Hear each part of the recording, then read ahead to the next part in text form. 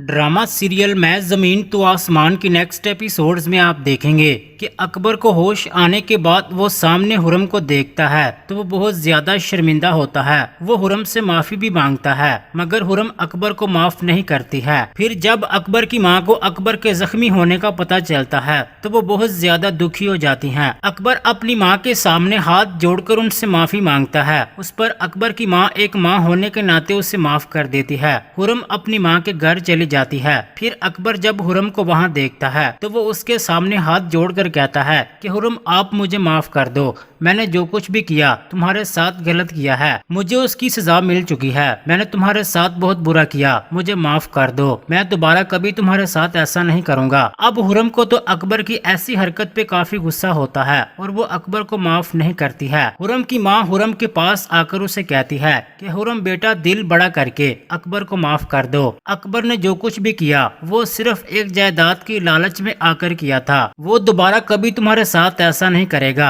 आखिरकार हुरम की माँ के कहने पर वो उसे माफ कर देती है। उधर दूसरी तरफ तैमूर काफी दुखी होता है और वो अपनी और ज़ैक की तस्वीरें देखकर रो रहा होता है। उससे ये बात बर्दाश्त नहीं होती है कि उसने अपने ही हाथों से अपनी ही बेटी को गोली मार दी। इस बात को लेकर वो बहुत शर्मिंदा होता है और हुरम से माफी भी मांगता है। इसीलिए तैमूर हुरम के घर आता है और उसके सामने हाथ जोड़कर उससे माफी मांगता है और उसे कहता है कि हुरम बेटा मुझे माफ कर दो, मुझे तुम्हारे साथ ऐसा नहीं करना चाहिए था, मैं बहुत ज्यादा शर्मिंदा हूँ, मैं जान गया हूँ कि मैंने तुम्हारे साथ बहुत गलत किया है, मैं ही तुम्हारा बाप हूँ और यही सच है। उस पर हुरम कहती है कि मैं अपनी माँ को लेकर कभी आपको माफ नहीं करूँगी, आपने मेरे साथ जो सलूक किया है वो माफी के लायक नहीं है, किस तरह मुझे कचरे में फेंक दिया, आखिर मेरा गुनाह क्या था, पैदा होते ही आपने मुझे खुद से और मेरी माँ से अलग कर दिया, क्या कोई बाप इतना जालिम भी हो सकता है। मैं कितना अरसा उन लोगों को अपना माँ बाप समझती रही जो कि हकीकत में मेरे माँ बाप नहीं थे, उन्होंने मुझे पाला, इतना प्यार दिया, मगर मैं कभी जान ही न पाई कि आप मेरे असली बाप हैं। क्यों आपने मुझे खुद से दूर रखा,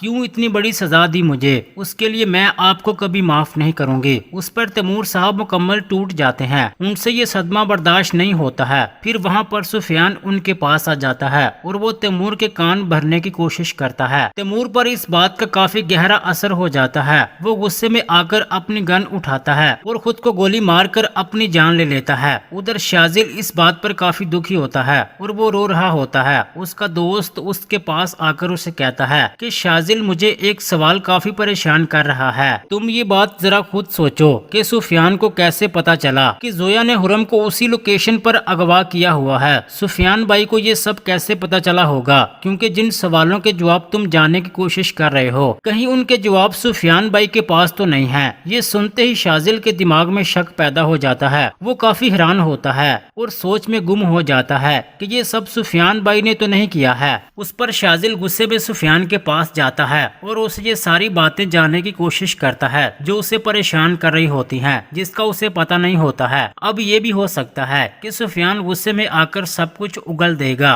और सब लोगों के सामने सच्चाई आ जाएगी कि शहाबुद्दीन का कत्ल उसने ही किया था और जोया को भी उसी ने ही भड़काया था और सुल्तान का इस सब में कोई कसूर नहीं है, वो बेकसूर है। शहाब का कत्ल भी सुल्तान ने नहीं किया था। क्या सुफियान की सच्चाई सामने आने के बाद वो सजा से बच सकेगा? अपनी कीमती राय का इजहार कमेंट सेक्शन में लाजमी कर दें, वीडियो को लाइक कर दें।